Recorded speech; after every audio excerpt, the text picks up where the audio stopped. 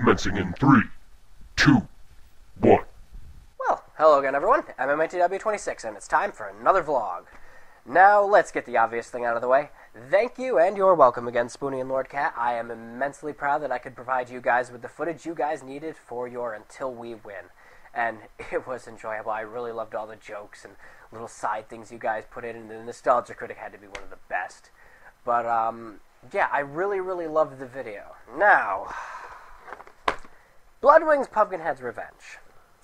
Where do we begin? Well, after that video that they did, I've been getting a crap load of subscribers and comments and everything, and really, thanks guys. I really appreciate all of it.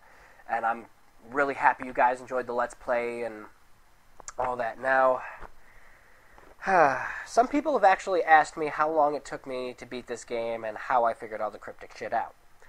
Well, it actually took about a month to beat the game, and if any of you actually know me, you'll know I love puzzle games. I have a whole bunch. My favorite's probably the Sherlock Holmes games, and those are games I love playing. So, kind of like what LordKat said. Imagine if you were Roberta Williams with a brain aneurysm, and that's the kind of thinking you really need for this game. Just.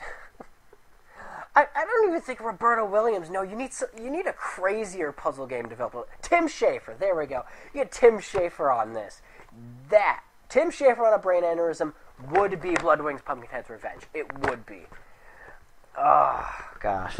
But all the cryptic shit, it just took a while to find out what items did what, is almost exactly like what LordKat said. You just got to find out what items do what. You just take random guesses at everything. But, I'm trying to think of what else. Let's see. Oh, and some people wanted to know my initial reaction after seeing the Pumpkinhead dancing sequence. Well, when I got to that part of the game, beat the game, I wasn't expecting a huge reward or anything, but I wasn't expecting that. I got up out of my chair, walked over to my bed, slammed my head into the pillow, and screamed loudly. Yeah, it wasn't a happy moment for me, especially since I'm a big Bloodwings fan. I love the movies, really do. And as a fan, I'm just like all the other ones and say, what? Bloodwings? Bloodwings? Pumpkinhead 2 Bloodwings? That didn't exist. And, you know, out of all the Bloodwings games that needed... out of all the Bloodwings films that needed a game, they chose 2. The one that literally has nothing to do with the movies. I mean, even Ashes to Ashes was a sequel to the first game, and a sequel to the first movie, and was like, yeah, the second movie didn't exist. Even the series is self-aware that it doesn't exist. But those were actually some of my favorite movies, the Bloodwings movies. I really like those. I took some time to sit down and watch all of them while I was playing Bloodwings, and yeah, you really need to watch the movie in order to know what characters live and die, and you guys all know this if you've seen the Let's Play or read my walkthrough. So, yeah, I think that's about it all for Bloodwings. If you guys have any more questions about it, just post down there. Any questions, send me comments, concerns.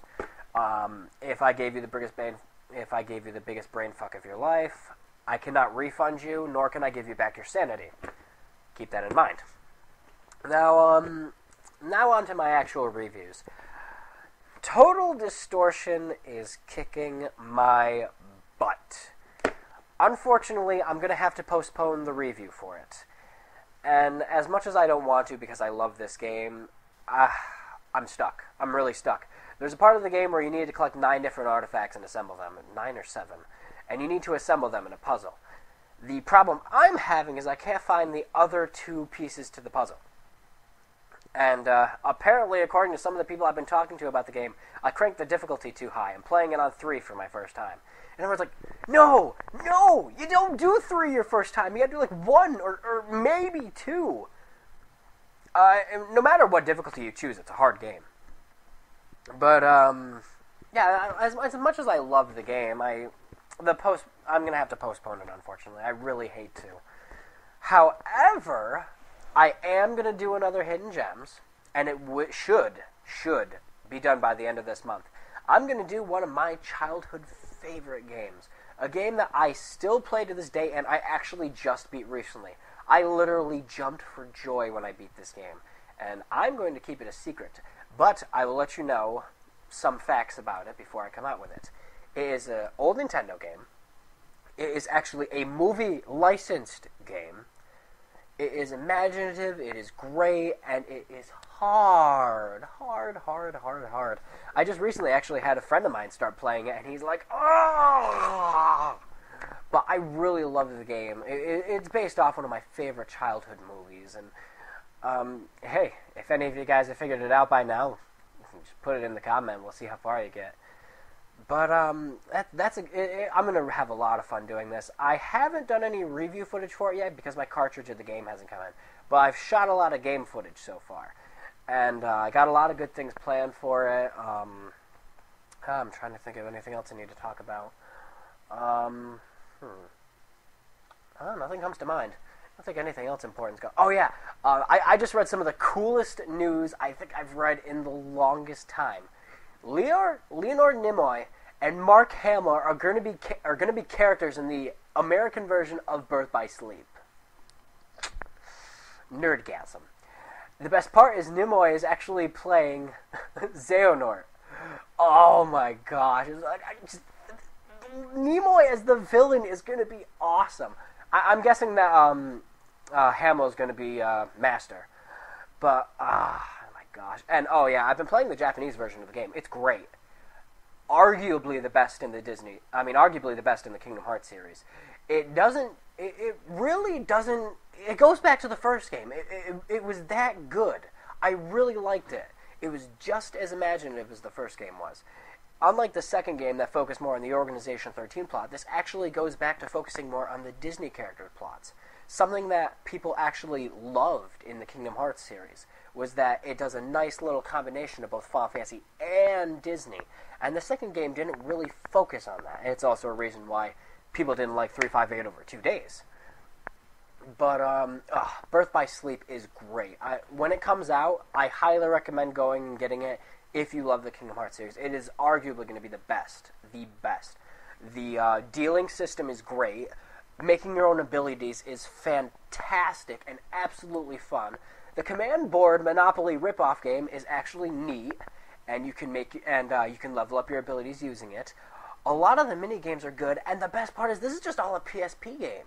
You also get 3 different characters you can play as. You can play as Terra, Aqua, and Ventus, and it actually explains a lot about the story. And for a Tetsuya Nomura game, yeah, it explains a lot of the Kingdom Hearts universe. So much that it answers almost every single question I've ever had about Kingdom Hearts. The other game I cannot wait to come out, and I actually got this for a pre-order for $23 off eBay, is Metal Gear Solid Peace Walker. $23, and it's getting shipped to my house. Now, I played and beat the crap out of the Japanese version, and let me tell you, both Peace Walker and Birth by Sleep are going to be neck and neck for best PSP games.